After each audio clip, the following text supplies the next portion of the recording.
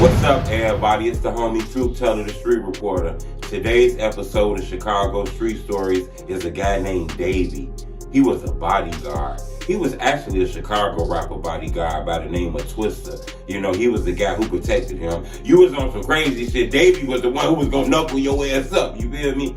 Unfortunately, he lost his life due to a situation he had nothing to do with. You know, his death is one of the deaths that I think a lot of people can learn from. This actually happened in 2014. He minded his own motherfucking business, and a situation happened where his girlfriend had a friend over. They got in a fight.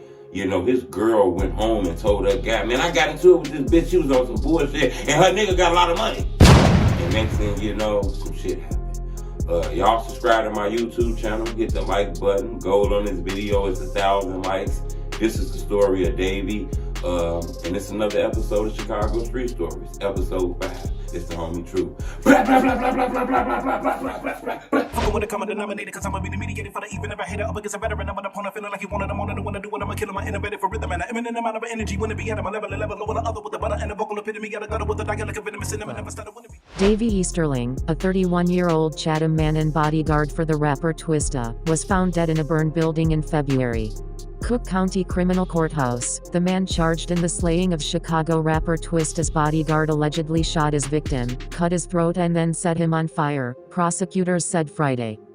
Davey Easterling, 31, of Chatham, who was found dead in a burned-out building, had been drinking the night of February 20th with two women, one of them the girlfriend of his alleged killer, Matthew X. Jackson, prosecutors said. The two women got into a fight, prosecutors said. Jackson's girlfriend ran home and told Jackson about the clash, also relaying that Easterling was in possession of some currency. Jackson and his girlfriend, who has not been identified, then confronted Easterling at the building in the 8300 block of South Baker Avenue, prosecutors said. Pointed a gun at the victim and demanded money, Assistant State's Attorney Beth Novy said in bond court. Jackson shot Easterling twice, then went to the kitchen, grabbed a knife and cut Easterling's throat with it. Did I hear that right? Burnt, set on fire.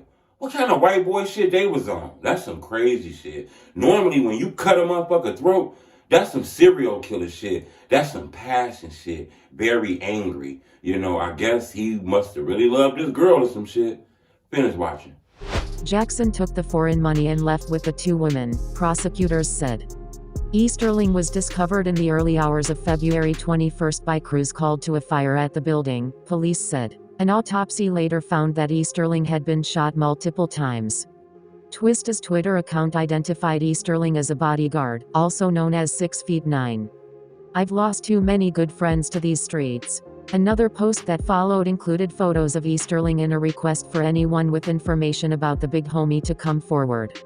Jackson, 25, who lives only a few blocks away from Easterling in the 8000 block of South Champlain Avenue, was charged with first-degree murder and armed robbery in the case.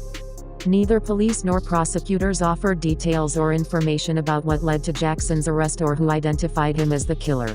As you can see, you gotta be careful letting a motherfucker over your house and shit. You know, your girl can be a beautician. She doing hair, doing braids and shit, not knowing the motherfucker in her chest, scoping shit out.